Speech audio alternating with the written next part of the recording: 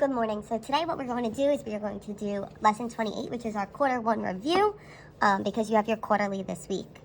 So we're just going to go through each question and solve them. So if I look at the first one, I need to find an expression that is equivalent to 3 to the third times 3 to the fourth. So this is exponents. So remember, when we have exponents with the same base, we're going to keep that base, and if I'm multiplying, I'm going to add my exponents, so it becomes 3 to the 3 plus 4, or 3 to the 7th. If we look while solving the equation 4 times x plus 2 equals 28, Becca writes 4x plus 8 equals 28. What is the property that she's using? Well, how did she get rid of these parentheses? She did what we called distributing. So then the next equation we needed to solve. So we're always going to put a line down our equal sign. Then the first thing I need to do here is I need to combine any like terms that I see. So here I'm going to see that I have 3y and negative 5y, which combines to give me a negative 2y plus 10 equals 36. Then I need to subtract 10 on both sides, and I end up with negative 2y equals 26. I divide by negative 2 on both sides, and I get y equals negative 13. Question number 4, we're dividing with exponents. Remember, when we have the same base, what we do is we keep our base and we subtract our exponents, so always the top minus the bottom. So this gives us x to the 18 minus 6, or x to the 12th power. Then here they're asking number 5, what is the product? And the product tells us that means we're multiplying. So they're asking, what is the product of 1.4 times 10 to the 8th times 4.2 times 10 to the 3rd? So when we're multiplying, we want to take these numbers in front and multiply them. So 1.4 times 4.2. And then remember, with our exponents, always times 10 to the...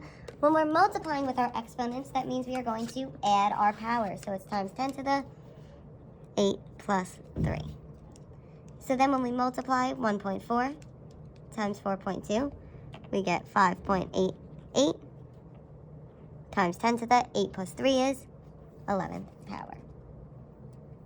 Number 6, we have 4.8 times 10 to the 8th divided by 1.2 times 10 to the 4th times 2.2 times 10 to the negative 6. So what we want to do here is we're going to break it up. And first we're going to deal with our division here. So in order to do that, we need to take the numbers in front and divide them.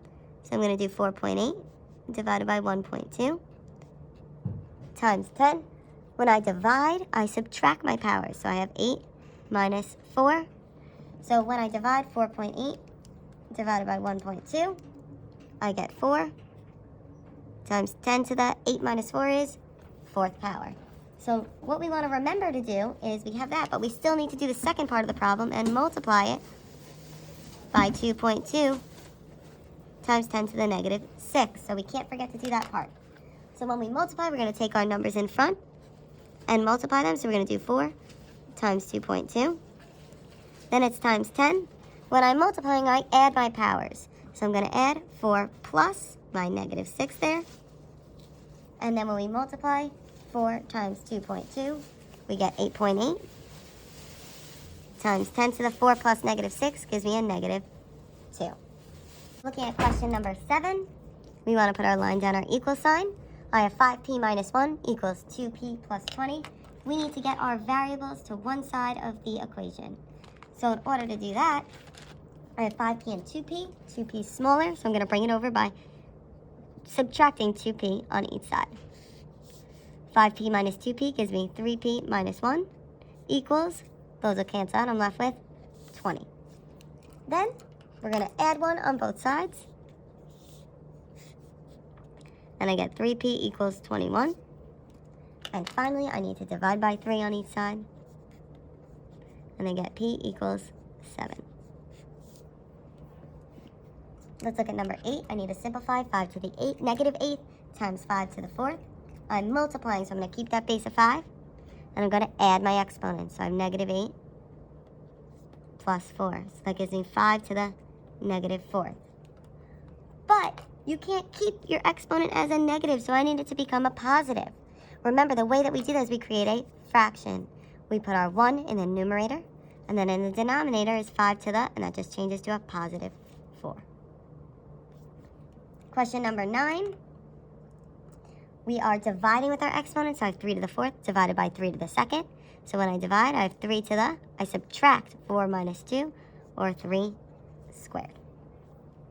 Question number 10, you do not have to do. This is, sorry, you did not learn this. This is coming soon. So we'll learn that soon, but you do not need to know that for your quarterly exam. Question number 3, which is equivalent to 3 to the 4th divided by 3 squared.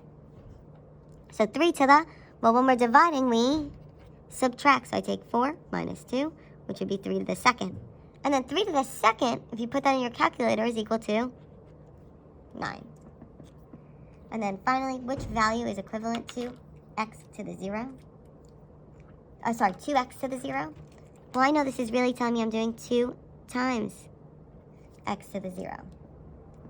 So that's really then 2 times, well, what do we know that x to the 0 is always equal to? 1. So this is really 2 times 1, which just gives you 2. All right, if you have any questions, please comment them on this video or on the Google Classroom, and then complete practice worksheet number 28.